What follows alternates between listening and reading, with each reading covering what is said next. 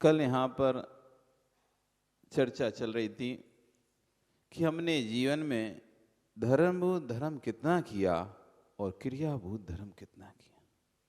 धर्म तो कर रहे हैं, लेकिन धर्म हो रहा है कि नहीं हो रहा है ये नहीं पता चल रहा। धर्म तो कर रहे हैं, लेकिन धर्म हो रहा है कि नहीं हो रहा ये किंचित मात्र भी हमको बोध ही नहीं है।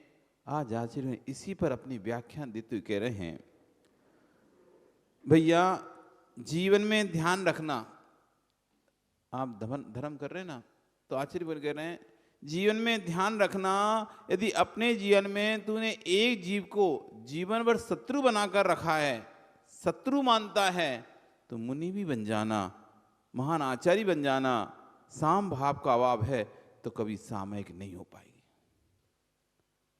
आपके जीवन में कोई एक ऐसा व्यक्ति है जिसे आप माफ नहीं करना चाहते, यही तो है क्रिया रूप धर्म हमारा। है पता ही नहीं, जिनवाणी प्रारंभ हो गई और अपने अपनी मस्ती में मस्त है। इसी को आचार्य भगवान कहे हैं कि इसी को हम धर्म माने हैं और यही धर्म हमारा चल रहा है। बोध नहीं है हमको। जीवन भर आपने एक व्यक्ति को अपना शत्रु माना है और आप उससे बोलना पसंद नहीं कर रहे और आपने ठान लिया है मर जाऊंगा पर तेरे घर में पैर नहीं रखूंगा। आप बोल के आकर उसके यहां पर मर जाऊंगा, तेरे घर में पैर नहीं रखूंगा। अब आपके वैराग्य आ गया आपको, आगे जाके दीक्षा भी ले ली आपने, लेकिन आज तक उस भाव को नहीं भूल पाया। उधर नहीं जाएंगे हम। मुनि भी बन गए, आचार्य बन गए, व्रती भी बन गए, सब बन गए, लेकिन जिससे आपने अंतरंग में बैर बांध के रखा था उस बैर को अभी तक नहीं भूल पाए, तो आचार्य बनकर तुम जीवन में कभी भी सामयिक नहीं कर पाओगे। जीवन में सामयिक नहीं कर पाओगे, क्योंकि सामयिक में दुनिया को लेकर बैठोगे तो कभी सामयिक नहीं हो सकते। तुम्हारे जब भी तुम बैठोगे और जब भी उस व्यक्ति का नाम सुनोगे, नियम से विकल्प आएगा, अरे उसने मेरे साथ ऐसा किया था। तुम भूले नहीं उसे। साम भाव का अभाव होगा तो सामयिक नहीं होगी। जब तेरा सोच शौच हो जाएगा, जिसका सोच शौच नहीं है उसके पास समता किंचित भी नहीं है। अब विचार करो कि मेरा धर्मभूत धर्म कितना है और क्रियाभूत धर्म कितना है। मैं रोज सुबह तो भगवान के पास आता हूं, रोज सुबह तो अभिषेक पूजन करता हूं, रोज सुबह तो मेरी भावना पढ़ता हूं। पढ़ती हो माता? मेरी भावना पढ़ती हो क्या? क्या पढ़ती हो? मैत्री भाव जगत में मेरा, सब जीवों से नित रहे। मैत्री भाव जगत में मेरा, हे भगवान सब जीवों से नित रहे, बस पड़ोसी मेरे पास में ना भटके। मैत्री भाव तो रहे, लेकिन बगल वाला फ्लैट का व्यक्ति मेरे घर में आ ना जाए। ऐसी कसाय बनती है। ऊपर वाला फ्लैट का व्यक्ति तो मदद कर दी, ऊपर नीचे वाला कर दे, सामने वाला मदद ना करे। अड़ोसी दूसरे के फ्लैट के लोग आकर तुम्हारी बीमारी में तुम्हें देखने आ जाएं, लेकिन सामने के सामने रहकर हम तो जाएंगे नहीं, उसके घर में पैर भी नहीं रखेंगे। अब इधर तुम कितनी पूजन कर लो, कितना भी द्रव्य चढ़ा लो, कितनी सोने की चांदी की थालियों में अच्छा केसर से रंग के खूब रंग लो, पीले चावल, केसरिया चावल रंगवा लो, कितने रंगवा लो तुम केसरिया चावल, बड़ा विधान करा लो, महा महोत्सव करा लो, लेकिन अंतरंग में सत्वता का भाव नहीं जा रहा है तुम्हारे। अंतरंग में बैर का भाव नहीं जा रहा है तुम्हारे। अंतरंग में कसाय का भाव नहीं जा रहा है तुम्हारे। तो आचार्य भगवान कहते हैं भैया अभी धर्म नहीं आ रहा। किसी नए व्यक्ति को देखकर उसको अपने पक्ष का बनाने का भाव आने लगता है व्यक्ति को। मंदिर में कोई नया व्यक्ति आता है, अरे इसे तो अपने पक्ष का बनाना है। दो पक्ष हैं मान लीजिए किसी मंदिर में, यहाँ पे तो नहीं है लेकिन कहीं जहाँ भी दो पक्ष होते हैं, तो कोई भी नया ट्रांसफर होकर किसी का नया मकान, नया व्यक्ति यहाँ पर स्थापित हुआ वहाँ पर, तो एक पक्ष बोलता है, सोचता है इससे मैं अपने पक्ष का बना लेता हूँ, ये हमारी साइड हो जाएगा। दूसरा सोचता है हमारी साइड हो जाएगा। इसी बात को आचार्य कह रहे हैं, किसी को धर्मात्मा देखते ही, किसी धर्मात्मा को देखते हो तो उसे अपने पक्ष बनाने का पुरुषार्थ प्रारंभ कर देते हो। वह बेचारा धर्म का आनंद लूटने आया था और तुमने उसे पक्ष में डालकर उसे राग देश में डाल दिया। वो तो उसे मतलब ही नहीं था तुम्हारे मंदिर की व्यवस्थाओं से क्या था क्या नहीं था, लेकिन तुमने सोचा कि यदि हमारे साइड हो जाएगा हमारा पक्ष और मजबूत हो जाएगा।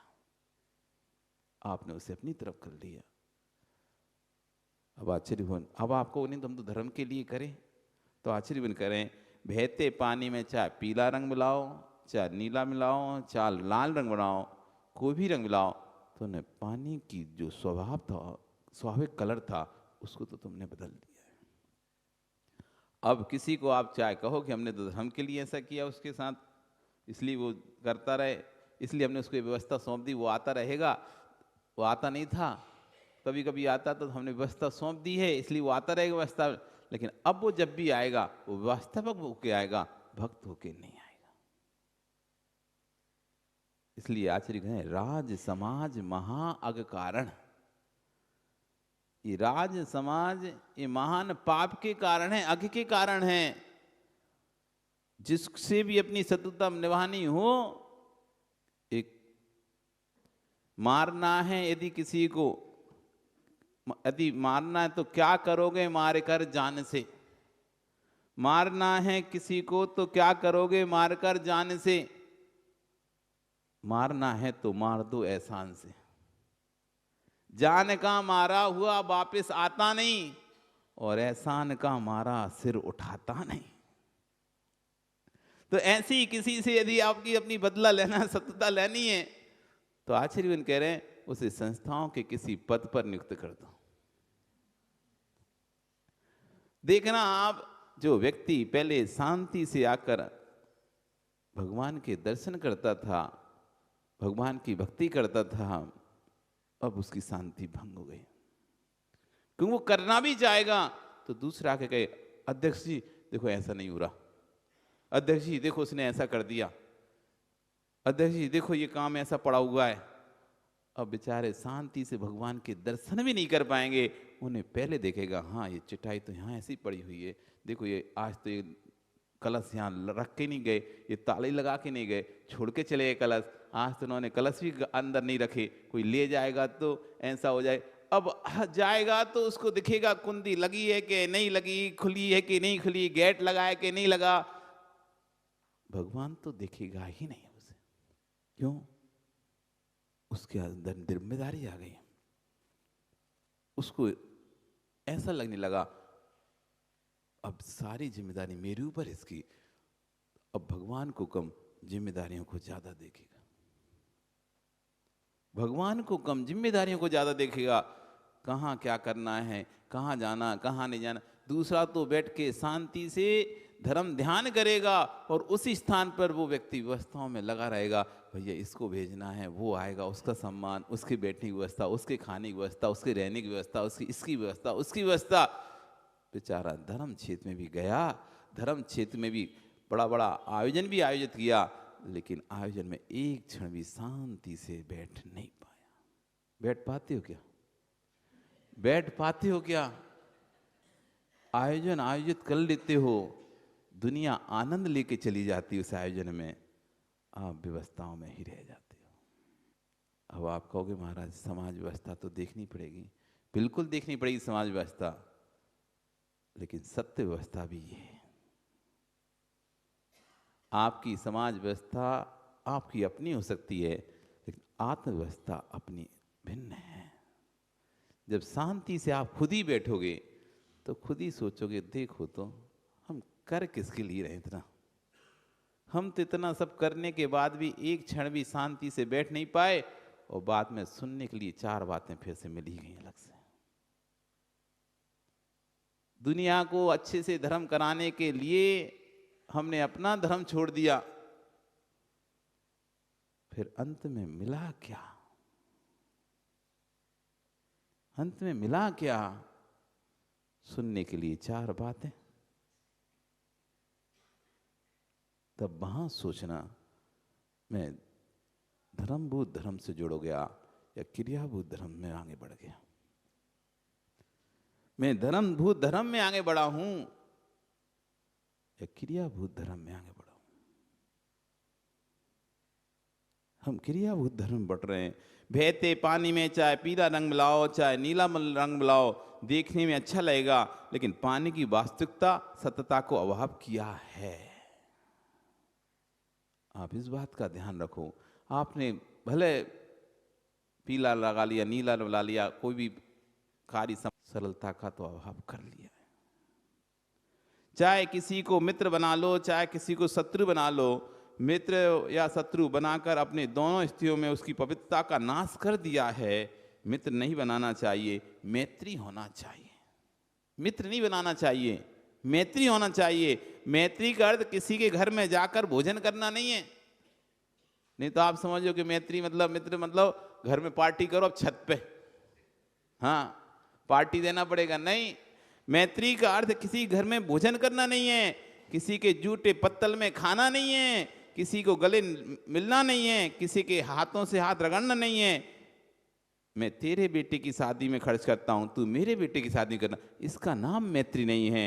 मैत्री का मतलब तो एक इंद्रिय से लेकर 5 इंद्रियों में भेद नहीं करना, उसका नाम मैत्री है। अब आचार्य भुवन आपके पास आ गए माताओं।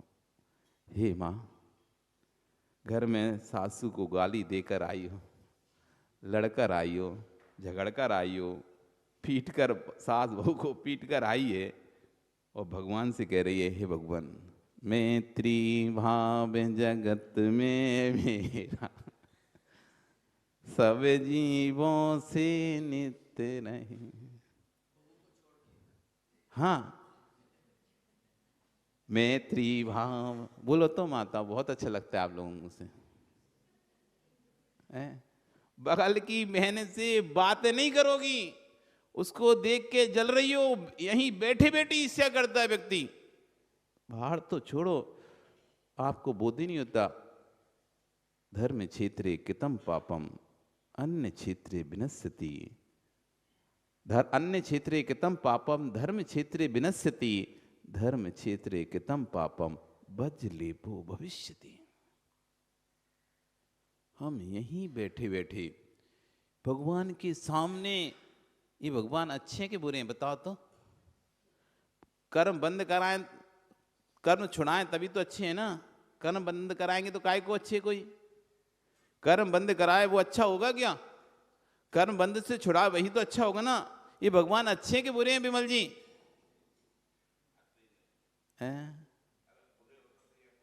हो हो तो तुम्हें कर्म बंद से छुड़ाते हैं, कर्म बंद करवाते हैं तुम्हारा, तो उसमें ये कोई कारण बनते हैं क्या? ये कारण बनते हैं क्या? जब मेरा ही भाव था तो मैं तो घर में रह के भाव कर लेता, यहां के आने की क्या जरूरत थी मुझे? फिर आपको इस प्रतिमा के ऊपर पानी डालने की क्या जरूरत थी? अगर ये आपके कर्म बंद के कारण नहीं बनते, आपको ये नहीं कराते, तो फिर तो आपको यहां आने की जरूरत क्या है? किसको? भगवान को? नहीं, ये प्रतिमा को देखेगा ना तभी तो भाव बनेगा, ऐसे ही कह रहे हैं ना आप? हाँ, तो किसको देख के?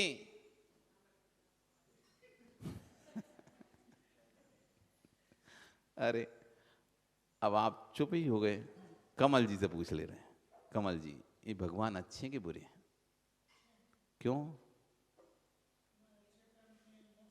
नहीं, वो उन्होंने अच्छे कर्म किए, वो अच्छे इसलिए अच्छे हैं कि उनको देखकर हमारे कर्मों का क्षय होता है, इसलिए अच्छे हैं। क्षय होता है कि बंद होता है इनको देख के? हैं? हाँ, तो इसमें दूसरा खरबूजा चाहिए ना, तो दूसरा खरबूजा होना चाहिए ना सामने, तब तो रंग बदलेगा। हाँ, तो अब मतलब आप मानते हो कि भगवान अच्छे हैं, क्योंकि इनको देखने से हमारे कर्मों का बंधन खुल जाता है, इनकी पूजा भक्ति करने से कर्मों का बंधन खुल जाता है, इसलिए अच्छे हैं। यदि ये कर्मों का बंधन नहीं खुलते तो काय के अच्छे, काय को आना फिर इनके पास, काय को आना होता। लेकिन ध्यान रखना, ये जितने अच्छे हैं ना उतने बुरे हैं। ये जितने अच्छे हैं ना, इन माताओं से पूछ लो, छुरी चाकू होता है, धार वाला चाकू अच्छा होता है, बिना धार वाला चाकू अच्छा होता है? कौन सा वाला अच्छा होता है? जिससे फटाफट फटाफट खट खट कट जाता है। लेकिन चूक गए तो क्या होता है? ध्यान चूक गए तो उंगली भी खट से कटती है उसमें। जैसे सब्जी आपको लगता है इसमें धार नहीं, दूसरा लेके आओ, अच्छा धार वाला चाकू लेके आओ, धार वाला चाकू लेके आओ, नई ब्लेड लेके आओ, सेविंग करना है नई ब्लेड लेके आओ। थोड़ा सा भी चूक गए ना तो कट भी लगता है, ध्यान रखना।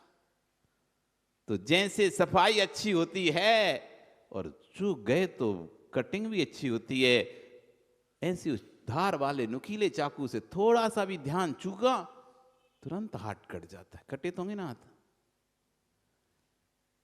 ये भगवान अच्छे हैं, इनके पास बैठोगे तो नियम से ये आपके कर्म क्षय में कारण बनेंगे।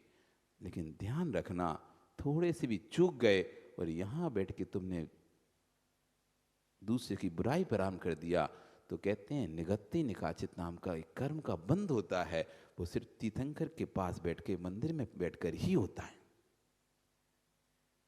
भगवान की प्रतिमा के सामने, भगवान के सामने, देव शास्त्र गुरु के सामने कसाय करने से निगत्ति निकाचित कर्म का बंध होता है। यदि आप नीचे खड़े होकर किसी बुराई करोगे तो बंद नहीं होगा, और यदि यहां बैठ के तुमने बुराई कर ली उस कर्म का बंद हो जाएगा। अब बताओ, कम से कम नीचे करते तो धुल जाता, और निगत्ति निकाचित कर्म ऐसा होता है फिर जिसके ना तो उदीर्णा होती है ना उपशमन होता है, वो तो फिर भोगना ही पड़ता है। तो बताओ, यहां आके नहीं हमने एक दूसरे की बुराई करी, बंद गया, तो ये अच्छे हैं क्या? ये नहीं होते कम से कम तो बंधता तो नहीं वो कर्म। अच्छे हैं भगवान। कैसे? इसलिए यहां पर विशेष ध्यान रखना चाहिए। हम मंदिर में आकर धर्मभूत धर्म कितना कर पाते हैं और क्रियाभूत धर्म कितना करते हैं। अपने ही परिणामों को हम पढ़ ही नहीं पाते। बातों ही बातों में हमारी पूजा ही खत्म हो जाती है। बातों ही बातों में विनय पाठ पढ़ते पढ़ते पूरे बर्तन साफ हो जाते हैं, विनय पाठ पढ़ते पढ़ते पूरा स्वस्तिक लिखा हो जाता है, विनय पाठ पढ़ते पढ़ते थाली में द्रव जम जाती है, और नमकार पढ़ते पढ़ते किताब मिताब उठकर आ जाती है, और बातें करते करते दीदी वो देना, दीदी ये देना, करते करते पूरी पूजन खत्म हो जाती है। पूजन को ही नहीं पता चलता कि तो हम कब हो गए। हमारे सारा जितना भी है, बस ये अपन को इतना व्यस्त करके रखें, हम अपने आप को इतना बिजी करके रखें, इतना अपने मस्तिष्क को इतना बिजी करके रखें कि सोचने को हमारे पास समय ही नहीं है बिल्कुल।